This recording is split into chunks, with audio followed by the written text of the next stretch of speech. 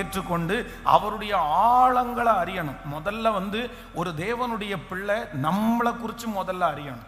அப்படின்னா நீங்க யாருன்றது உங்களுக்கு தெரியணும், உங்களுக்குள்ள என்ன இருக்குன்றது உங்களுக்கு தெரியணும். உங்களுக்குள்ள இருக்கிற நிறைய காரியத்தை பிசாசு என்ன பண்ணுவான்னா அப்படியே மூடி வச்சிருவான், எதையுமே வெளியில காமிக்க மாட்டான். ஆனா நீங்க கர்த்தரிடத்துல நீங்க அதை கேட்கணும். நீங்க யாருன்ற அறியணும். நீங்க யாருன்றத அறிகிறதற்கு மிக முக்கியமான ஒன்று என்னன்னா கர்த்தர் யாருன்றதை நீங்க அறியணும்.